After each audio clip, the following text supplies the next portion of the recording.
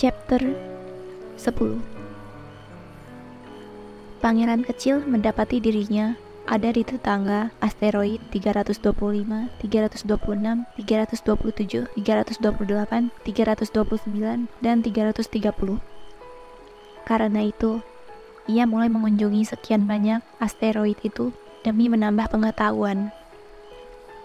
Asteroid pertama dihuni oleh seorang raja, berjubah ungu, bulu cerpelai.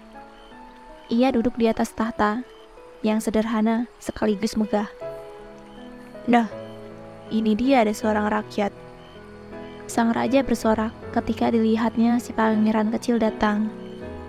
Dan si pangeran kecil bertanya pada diri sendiri, bagaimana ia bisa mengenaliku jika ia belum pernah melihatku? Ia tidak tahu, bagi para raja, dunia ini dipandang remeh. Bagi mereka, semua orang adalah rakyat. Mendekatlah, sehingga aku bisa melihatmu lebih jelas, kata sang raja, yang merasa sangat bangga karena akhirnya ia menjadi raja atas diri seseorang. Si pangeran kecil melihat ke sana kemari untuk mencari tempat duduk, tapi seluruh planet itu sesak dan dipenuhi oleh jubah bulu cerpelai sang raja yang megah. Maka ia tetap berdiri tegak, dan karena lelah, ia pun menguap. Sungguh bertentangan dengan etika menghadap raja jika kau menguap, kata sang raja kepadanya. Kularang kau. Saya tidak sengaja. Saya tak bisa menahannya, sahut si pangeran kecil, sangat malu. Saya dalam sebuah perjalanan panjang dan belum sempat tidur. Oh, begitu, kata sang raja. Kutitahkan kau untuk menguap. Sudah bertahun-tahun sejak terakhir kali aku melihat orang menguap. Bagiku menguap adalah hal yang menarik perhatian. Ayo, menguaplah lagi. Ini sebuah perintah. Saya jadi takut. Saya tidak bisa lagi, gumam si pangeran kecil, kini sangat malu. Kalau begitu, titahkan kau untuk kadang menguap, lalu kadang tidak. Ia meletup-letup dan tampak kesal, karena apa yang secara mendasar dituntut oleh sang raja adalah bahwa otoritasnya harus dihormati. Ia tidak punya tenggang rasa terhadap ketidakpatuhan. Ia adalah penguasa mutlak, tapi karena ia pria yang sangat baik, ia membuat perintahnya masuk akal. Jika aku menitahkan seorang panglima, ia berkata, mengambil contoh, jika aku menitahkan seorang panglima untuk mengubah diri menjadi seekor burung laut dan si panglima tidak bersedia, itu bukanlah salah si panglima, itu adalah salahku. Boleh saya duduk? Kini terdengar si pangeran kecil bertanya dengan malu-malu. Kutitahkan kau untuk duduk, balas sang raja. Dan dengan laku yang megah, ia tarik lipatan jubah bulu cerpelainya. Tapi si pangeran kecil keheranan. Planet itu sangat kecil. Berkuasa atas apakah raja ini sesungguhnya? Yang mulia, kata si pangeran kecil, kuharap Anda memaafkan kelancangan saya mengajukan satu pertanyaan. Titahkan kau untuk mengajukan satu pertanyaan padaku. Sang raja buru-buru meyakinkannya.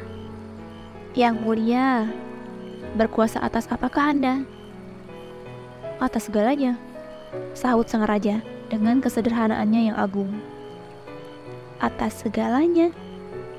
Sang raja membuat gerakan, menunjuk planetnya, planet-planet lain, dan semua bintang. Atas semua itu? Tanya si pangeran kecil. Ya, atas semua itu, sahut sang raja.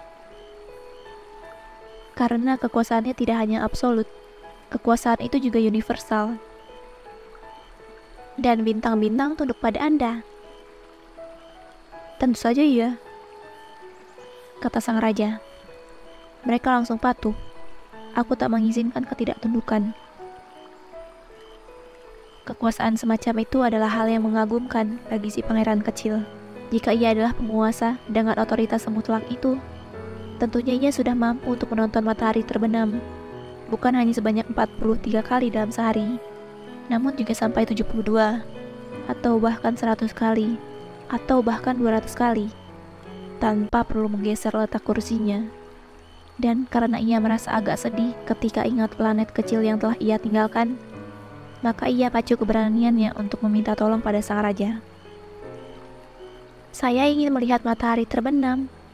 Berbaik hatilah pada saya. Titahkanlah matahari untuk tenggelam. Jika aku memerintahkan seorang panglima untuk terbang dari satu bunga ke bunga lain seperti kupu-kupu, atau menulis sebuah drama tragedi, atau mengubah diri menjadi burung laut, lalu si panglima tidak melaksanakan perintah yang ia terima, manakah di antara kami yang salah? Desak sang raja.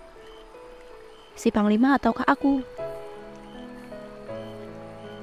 Anda, kata si pangeran kecil dengan mantap. Tepat sekali. Kita harus memerintahkan pada setiap orang satu tugas yang bisa mereka laksanakan. Lanjut sang raja. Kekuasaan yang mapan pada mulanya harus berdasar pada hal yang masuk akal. Jika kau memerintahkan rakyatmu untuk pergi dan melemparkan diri ke dalam laut, pemberontakan akan bangkit. Aku punya hak untuk menuntut kepatuhan, karena perintahku masuk akal. Bagaimana dengan tuntutan saya atas matahari tenggelam? Si pangeran kecil mengingatkannya, karena ia tak pernah lupa pertanyaan yang telah ia ajukan. Matahari tenggelam akan kau dapatkan. Akan kuperintahkan untuk itu. Tapi menurut pemerintahan, aku harus menunggu sampai kondisinya sesuai. Kapankah itu? Selidik si pangeran kecil. Sahut sang raja. Dan sebelum berkata lagi, ia membuka sebuah almanak tebal. Waktunya adalah sekitar malam ini, jam 8 kurang 20 menit, dan kau akan melihat betapa baiknya perintahku dipatuhi. Si pangeran kecil menguap. Ia menyesal telah kehilangan matahari tenggelam. Lagi pula ia sudah mulai sedikit bosan. Saya tak punya apapun untuk dikerjakan lagi di sini, katanya pada sang raja. Maka saya akan melanjutkan perjalanan kembali. Jangan pergi, kata sang raja, yang sangat bangga karena punya seorang rakyat. Jangan pergi, akan kujadikan kau seorang menteri. Menteri apa? Menteri keadilan. Tapi tak ada siapapun di sini untuk diadili. Kita belum tahu akan hal itu, sang raja berkata padanya.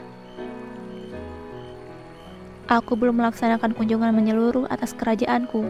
Aku sangat tua, tak ada cukup ruang di sini untuk sebuah kereta, dan berjalan kaki membuatku lelah. Oh, tapi saya telah melihatnya, kata si pangeran kecil, berbalik badan untuk memandang kembali sisi lain planet itu. Di sisi itu, seperti juga di sini, tak ada seorang pun. Kalau begitu kau harus menghakimi dirimu sendiri, sahut sang raja. Itu adalah hal terberat di atas segalanya. Lebih sulit menghakimi diri sendiri dibanding menghakimi orang lain. Jika kau berhasil menghakimi diri sendiri, maka kau sungguh seorang pria yang arif bijaksana. Ya, kata si pangeran kecil. Tapi saya bisa menghakimi diri di mana saja. Saya tak butuh hidup di planet ini. Aku punya alasan bagus untuk percaya bahwa di suatu tempat asing di planetku ini ada seekor tikus besar tua. Aku mendengarnya di malam hari.